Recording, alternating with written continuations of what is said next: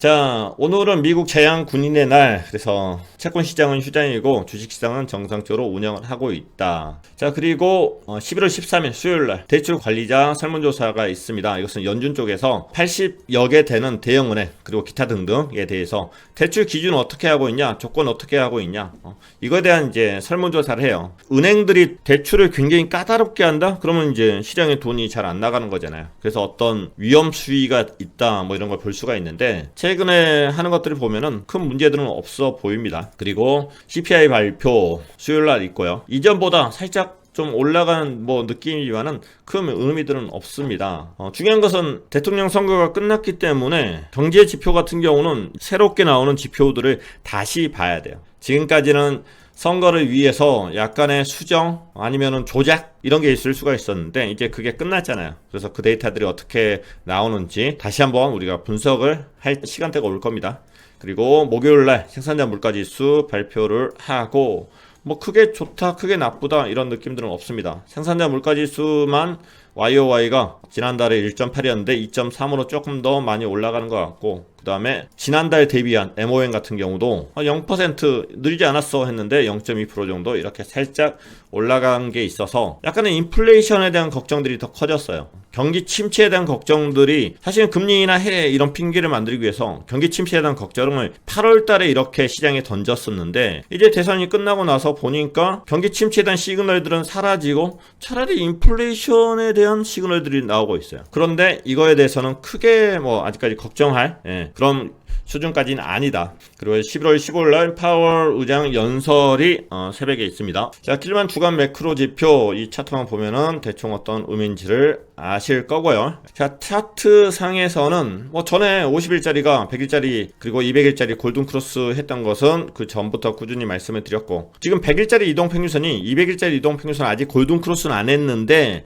꽤 가까운 시간 안에 골든 크로스를 할 것 같아요. 과거 같은 경우 이거 데드 크로스 나왔을 때 야 시장 끝났어 이렇게 이야기했을 때 과거 데이터 쭉 가져와가지고 아니 이게 데드 크로스 나오는 부분들이 조정의 끝자락 정도에서 나오더라 이런 이야기 했던 거 기억나실 겁니다. 그리고 다시 이게 골든 크로스로 넘어가는 부분 보이고요. 그리고 RSI 같은 경우도 과열 구간으로 78.3 과열 구간으로 올라갔습니다. 하락 다이버전스는 보이지 않고요. 그런데 이걸 쫄 필요가 없어요. 가격 올렸을 때 보면은 이번 사이클 같은 경우도 70 이상 이 과열 단계로 넘어가는 게 보름에서 한 달 정도 이렇게 유지가 돼요. 그래서 우리가 목표로 하는 다음 목표까지 가는데 이 과열 구간 자체가 유지가 될 가능성이 있다. 김치 프리미엄은 지금 왔다 갔다 하는 거고 뭐 영선 근처 정도 되고 윌리엄스 퍼센트 R 마이너스 1.79까지 이렇게 올라갔다. 이것은 여전히 가격 급등 가능성이 유지되고 있다. 이렇게 생각을 합니다. 자, 리얼라이즈 프라이스 다른 거 볼 거 없고 쇼트몰도의 리얼라이즈 프라이스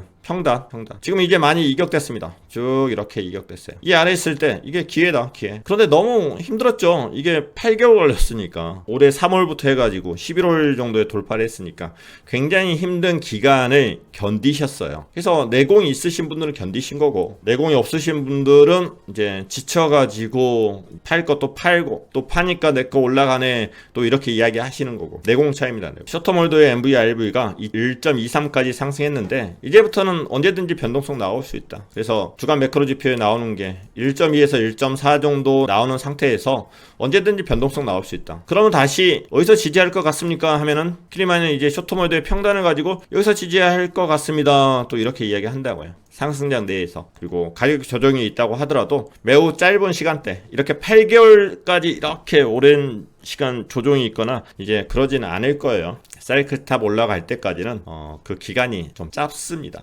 1, 2, 3, 4, 5, 1, 2, 3, 4, 5, 1, 2, 3, 2, 3, 2 멤버십만 아시는 암호입니다. 자, 그리고 장기 홀더와 단기 홀더 공급량 보면은 이 쇼트몰더가 빨간색이죠. 이렇게 쭉 올라야지만이 비트코인의 가격이 이렇게 올라갈 수 있다 이런 내용이었는데 여기에서 개미 오줌 만큼 올라갑니다 안 올라갑니다 했는데 어느새 여기까지 올라왔고 이게 주춤합니다. 개미 오줌 만큼 주춤합니다.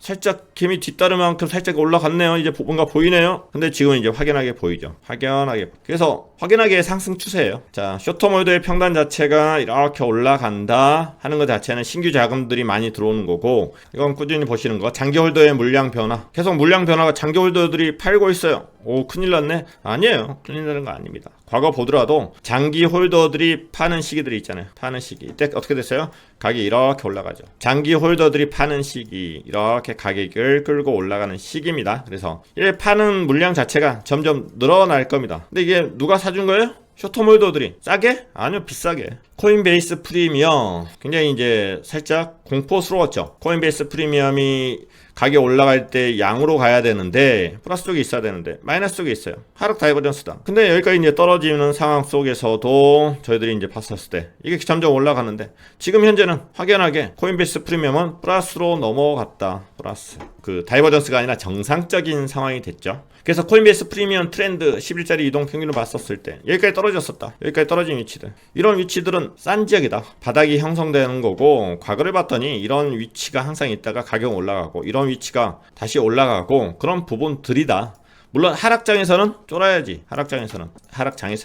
근데 상승장에서는 이런 위치를 위해서는 용기를 내면 된다. 그 전에 항상 말씀을 드렸습니다. 그런 위치에서. 자, 비트코인 현물 ETF 지난주에 5거래일 중에 이 거래일은 유출이 심했습니다. 그런데 7일날 들어온 것 자체가 엄청나게 들어왔어요. 엄청나게. 13억 7,300만 달러. 그래서 5거래일 동안 16억 3,100만 달러 정도 유입이 됐다. 많이 유입된 겁니다. 그리고 비트코인 현물 ETF를 그래프로 보면은 자금 유입이 이렇게 비트코인 현물 ETF 초창기처럼 이렇게 올라가고 있어요. 그만큼 기관들의 기대 심리가 굉장히 좋은 거다. 이렇게 받아들이면 될 것 같고요. 공포 탐욕 지수 극단적인 위치까지 갔습니다. 극단적인 환희 위치까지 갔어요. 극단적인 환희, 그리고 환희가 가격을 끌어올립니다. 좋을 것 같아 하면서 가격을 끌어올리는 거죠. 항상 여기 위치에 있지는 못하는데 결국에는 다음 레벨까지 올라가는 위치가 그런 위치일 거예요. 가격 떨어지면은 다시 공포로 가겠죠. 공포로 가면 우리는 뭐 해야 된다? 또 용기 내시면 됩니다. 하락장에서는 용기 내시 마시고요. 자, 최근에 긍정적인 지표라고 계속 말씀드리고 있는 거, 제가 비트코인 8개월 동안 횡보하면서 아직까지 뭔가가 하나 안 돌아왔습니다. 이것을 주제로 방송을 한 적도 있습니다. 그게 이거였죠. 그래서 볼륨 모멘텀, 거래소 유입과 유출량을 합쳐가지고 그거에 대한 이동평균을 본 거예요. 그래서 한 달짜리가 1년짜리 이동평균을 넘어서면은 상승장이었고, 여기서도 한 달짜리가 이렇게 넘어서면은 상승장이었고, 여전히 상승장이에요. 근데 이번에 너무 심했어. 중간에 테스트 정도만 하고 가야 되는데 아래쪽으로 쭉 빠졌다가 지금은 이제 골든크로스 났습니다. 골든크로스 났어요. 이따 보겠지만은 이더리움도 골든크로스 났습니다. 그냥 도로에 사람들이 많이 다니는구나, 그럼 여기다 가게 차리면은 괜찮게 벌겠네, 뭔가 사업할 때 장사할 때 이런 고민해야 되잖아요. 그런 거하고 동일한 거예요. 금 가격이 비트코인 가격 올라갈 때 떨어지는 게 통상적입니다. 과거에도 이제 이랬었죠. 과거에도 보면은 비트코인이 이렇게 불장 맞이할 때 금은 이렇게 조정이 왔었습니다. 비트코인이 이렇게 불장 맞이할 때 금은 이렇게 조정이 왔었어요. 계속 조정이 있고 뭐 이런다기보다는 이렇게 조정이 왔어요. 그리고 큰 상승세가 아니죠. 이렇게까지 왔으니까. 여기도 불장 맞이할 때 금은 이렇게 떨어지고, 그래서 비트코인이 이제 불장 위치야.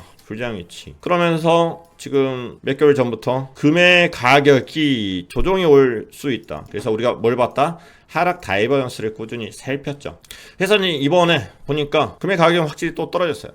고점 대비해서 5% 하락을 했습니다. 5% 하락을 했으니까 이게 하락 추세로 바뀌었어라고 제가 감히 이야기는 못합니다. 그리고 이 정도 떨어질 것을 예측한 게 아니에요. 사실은 15% 이상 정도 하락할 것을 생각을 좀 하고 있습니다. 원래 통계 막 내보면 뭐 20%도 넘어가고 이러는데 중간에 지지 라인들이 뭐 13% 뭐 이 정도 수준부터 이제 지지 라인들이 좀 보이더라고요. 그래서 일단은 한 15% 이상 조정을 예상하면서 이야기를 하고 있다, 이렇게 말씀드립니다. 어떻게 갈지는 또 봐야겠죠. 근데 이거 보면서도 예측했던 것 자체가 맥디 추세 라인이 깨졌었다. 위에서 어떤 추세 라인이 있었는데 이 추세 라인 자체가 데드크로스 여기서 나오고 여기서 깨져갖고 밑으로 내려가는 부분들을 확인할 수가 있었고, 근데 이거 좀 시간이 지나고 깨진 거죠. 이런 부분에서. 근데 우리가 보는 것은 하락 다이버전스를 봐야 된다. 그래서 하락 다이버전스 쫙 뒤에서부터 가격이 이렇게 오르는데 RSI 자체가 거기까지 못 올라가더라. 그리고 중간중간에 이렇게 하락 다이버전스가 나오더라. 여기 같은 경우도 가격 하나 둘, 세 개 나오는데 쭉 여기서 쩍 맞잖아. 계속 저항 맞고 저항 맞고 저항 먹고 그 다음에 이게 하락 다이버전스고, 그러니까 지표상으로 보면 하락 다이버전스 나왔습니다. 제가 이렇게 이야기를 할 수가 있는데 이걸 말하는 게 쉽지가 않아요. 왜? 다들 금값 올라간다고 그러고 있고, 금에 투자해야지, 너 지금 뭐 한 거야, 비트코인은 지금 저항 맞았고 올라가지도 않고 있는데, 그 시장에서는 금만 이야기를 하잖아요. 이 상태에서 떨어질 겁니다 이야기할 수 있을까요? 힘들어요. 힘들어. 나중에 우리가 비트코인이 버블의 위치에 왔었을 때 우리가 이걸 찾아야 됩니다. 과연 킬리마니가 용기 있게 이야기할 수 있을까요? 쉽지 않아요. 제가 보고 느끼는 것을 말로 이렇게 그대로 표현하는 것 자체가 쉽지 않습니다. 여러분들이 공부가 되어 있어야지만이 이걸 같이 보면서 이야기하고 편안하게 대화를 할 수가 있는 거예요. 그래서 사실은 멤버십을 우리가 저쪽으로 이사를 간 것 자체가 잘 됐다고 생각을 합니다. 과거에 오랫동안 계신 멤버십 분들 위주로 오고, 또 이제 늦게 오신 분들은 지금 진도 쫓아가기 많이 힘들어들 하세요. 지금 새로 들어와도 진도 쫓아가기 힘드실 거예요. 그런데 이제 공부하려고 노력하시는 분들이라, 그리고 일찍부터 지금 그런 공부들을 하고 있기 때문에 대화하기가 좀 더 편안할 거다. 그래서 금 가격 지금 떨어지는 것을 맞히는 게 포커스가 아니라 잠깐의 훈련들을 하고 있는 거예요. 틀려도 되는 거잖아요, 금 가격이 떨어지는 것은. 근데 비트코인 가격 떨어질 때 이런 이야기를 할 텐데, 이런 이야기 하기도 쉽지는 않는 거고, 그리고 하락 다이버전스는 꾸준히 많이 나옵니다. 꾸준히 많이 나와. 그거에 대해서 우리가 편안하게 대화 나눌 수 있는 수준까지 올라오셨으면 좋을 것 같습니다. 자, 그리고 공포스러운 게 10년하고 2년짜리 장단기 금리 역전차에 대한 이제 공포를 느끼고 있습니다. 이제 대통령 선거가 끝났습니다. 그래서 경제적인 움직임들을 다시 우리가 분석을 해야 되는 거고, 금리에 대한 움직임들도 다시 분석을 해야 돼요. 어떻게 움직이는 건가, 선반영 됐던 것 자체가 진짜 배기인 건가 가짜 배기인 건가, 이런 걸 이제 봐야 됩니다. 우리가 공포로 느끼는 것은 정상화가 되고 나서 경기 침체가 오는 부분이 공포스러운 거죠. 이건 시그널이다. 실질적으로는 경기 침체에 대한 진짜 지표들을 봐야 된다. 어찌됐든 정상화가 아직 유지 상태, 올라가고 나서 계속적으로 왔다 갔다 할 거라고 제가 말씀을 드렸죠. 저는 이제 일단 그렇게 보고 있습니다. 근데 그러고 있어요. 그래서 지난달보다는 조금 더 낮아졌습니다. 사실 이게 좋은 건 아니에요. 경제에는 분명히, 은행권에는 나쁜 건데 우리는 이걸 시그널로 봐야 되는데, 계속적으로 이게 정상화가 돼버리면 그냥 공포스러운 거죠. 공포스러운 거야. 정상화가 정상인데. 그리고 10년에서 3개월짜리 금리차 같은 경우는 지난주에 마이너스 2bp까지 정상화 됐었는데, 개미 오줌만큼이나 잘 안 보이겠지만은 마이너스 12pp 정도까지 역전이 됐다. 살짝 더 안 좋은 쪽으로 간 거예요. 사실 안 좋은 쪽으로. 그러면은 이게 넘어가더라도 포스트 사이클 탑 정도까지는 안정을 하겠구나, 아니면은 포스트 사이클 탑에 있어서 에코하이까지는 안정을 하겠구나. 에코하이까지는 안전합니다. 이거에 대한 공포를 느끼시는데, 다른 지표들을 봤을 때는 그렇게까지 공포를 느껴야 될 상황들은 아니다, 이렇게 생각을 합니다. 일단 패드와치 볼게요. 패드와치에 보면은 여기다 베팅을 할 수 있는 친구들은 킬리마니보다 돈이 더 많은 친구들일 거고 더 똑똑한 친구들일 겁니다. 그러면은 일단 이제 대선이 끝났어요. 대선이 끝났어. 이게 중요해. 현재 금리가 여기에요. 4.75에서 4.5. 금리 동결이 35%예요. 그리고 금리 인하가 64%. 지난 뭔가 느낌이 다르죠. 금리 동결이 있어? 정책 이반지들이 어떤 뉘앙스를 주면은 금리를 동결할 수도 있는 거고. 그러겠죠. 그리고 금리 동결일 한 번 인하하더라도 이렇게 동결할 거야, 두 번 이렇게 할 거야, 세 번 연속으로 할 거야, 네 번 연속으로 할 거야.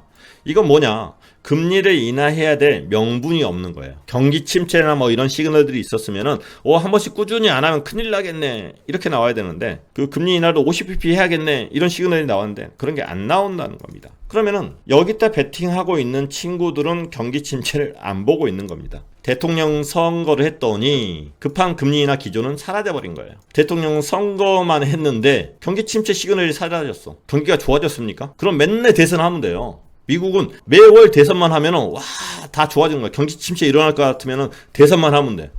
그러잖아요. 그래서 이제 이쯤 와서 생각을 해보면 이거 되는 거죠. 우리가 50bp 금리 인하를 9월 달에 한 것 자체는 경기 침체 컷이 아니라 정치적인 컷이다. 8월 달에 갑작스럽게 경기 침체 있을 거야, 엔캐리 트레이드 청산이 있을 거야, 이런 분위기를 주고, 야 연준 니들 늦었어, 벌써 늦었어, 50bp 금리를 진작에 했어야지, 그런 뉘앙스를 줬잖아요. 그게 연준이 움직일 수 있는, 금리 인하할 수 있는 명분이었던 것 같고요. 그리고 지금 이걸로 봤었을 때는 경기 침체는 가까이 있지가 않다, 없다고 이야기하는 거 아닙니다. 자, 연방준비은행 지급준비급 잔해 지금 5주 연속 꾸준히 늘어나고 있습니다. 3.72조 달러 정도 이렇게 증가하고 있다. 걱정하는 게 뭡니까? 레포 발작이죠. 레포 발작. 은행들이 돈 빌려주는데 그거에 대한 금리가 확 올라가 버린 거야. 금리가 올라갔다는 것은 돈을 안 빌려주는 거고 어딘가 은행에서 문제가 있다는 거죠. 그리고 연준에서 뭔가 개입을 해야 되는 거고 막 이런 위치들. 연준에서 개입해서 올라가고 2023년 어딘지 모르겠는데 이런 위치들 이렇게 올라가고 아직 그런 위치는 아닌 것 같아요. GDP 나우 3분기 미국의 성장에 있어서 속보치는 2.8% 정도 성장을 했습니다. 그건 3분기고 지금 중요한 것은 지금이야 지금. 그리고 미래고 미래는 모르겠고 지금 현재 4분기 애틀랜타 연은 쪽에서 판단했을 때는 현재 2.5% 정도 GDP가 성장하고 있다. 괜찮습니다. 괜찮아요. 한 1.8 정도까지는 개인적으로 괜찮다고 생각을 하고 있어요. 그렇다고 하면은 이번 분기 정도까지 경기 침체가 있지 않겠구나 정도 생각할 수가 있습니다. 그래서 비트코인이 레드존까지 감에 있어서 경기 침체가 갑자기 나올 수 있는 것에 대해서 걱정을 하고 있지만은 걱정스러운 부분이 일단 4분기까지는 안 보입니다. 일단 그렇습니다.